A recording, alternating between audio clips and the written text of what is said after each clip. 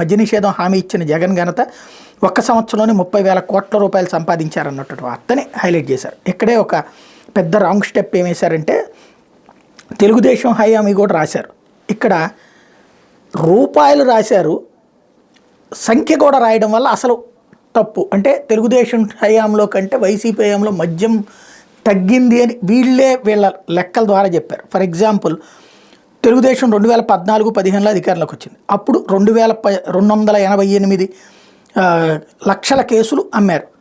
2019-20 YCP అధికారంలోకి వచ్చింది. ఆ ఏడాది 308 లక్షల కేసులు అమ్మినట్టు. ఇది ఇక్కడ కొంచెం ఏది 288తో పోల్చుకుంటే 308 ఎక్కువే. అదే సందర్భంలో బీర్ వచ్చాడు 2014-15లో 174 లక్షల కేసులు అమ్మితే వైసీపీ హయాంలో 212 లక్షల ఏది బీర్ కేసులు అమ్మారు. ఇది అప్పట్లో సగం దాకా చంద్రబాబు అధికారంలో ఉన్నారు. ఆ తర్వాత సీన్ చూడండి. 2019-20లో ఇది 2015-16లో 306 లక్షల కేసులు లిక్కరు, 169 లక్షల కేసులు బీరు అమ్మారు. అదే జగన్ రెండో ఏడాది వచ్చేటప్పటికి 2020-21లో 186కే తగ్గిపోయింది లిక్కర్ అమ్మకాలు. బీరు కూడా 57 లక్షలకే తగ్గిపోయింది. అదే సందర్భంలో 16-17లో 332 లక్షల కేసులు చంద్రబాబు హయాంలో అమ్మితే లిక్కరు, 174 లక్షల కేసులు బీరు అమ్మితే, అదే సందర్భంలో జగన్ మూడో సంవత్సరంలో 263 లక్షల కేసులే అమ్మారు. అదే సందర్భంలో 81 లక్షల కేసులే అమ్మారు. సరే, అవి కరోనా టైం కాబట్టి తక్కువకి అమ్మారనేటువంటి లెక్క చెప్పచ్చు. ఏపోతే 2017-18లో 360 లక్షల కేసులు లిక్కరు, 277 లక్షల కేసులు బీరు అమ్మారన్నట్టు వీళ్ళే ఇచ్చిన రిపోర్ట్.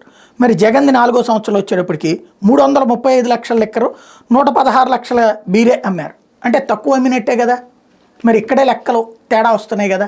కాబట్టి ఇక్కడ ఎక్కువ అమౌంట్, ఖచ్చితంగా రేట్ ఎక్కువ ఉన్నప్పుడు అమౌంట్ ఎక్కువ ఉంటుంది. ఇక్కడ అమౌంట్ని హైలైట్ చేశారు, రేటు తక్కువ అన్నటువంటి దాన్ని ఇక్కడ ప్రొజెక్ట్ చేసుకుని వచ్చారనమాట. రేటు ఎక్కువైపోవడం వల్ల వచ్చిన ఆదాయాన్ని తగ్గించేసి వినియోగం మాత్రం చంద్రబాబు హయాంలోనే ఎక్కువ ఉందన్నటువంటి విషయం ఇక్కడ స్పష్టంగా కనబడుతుంది.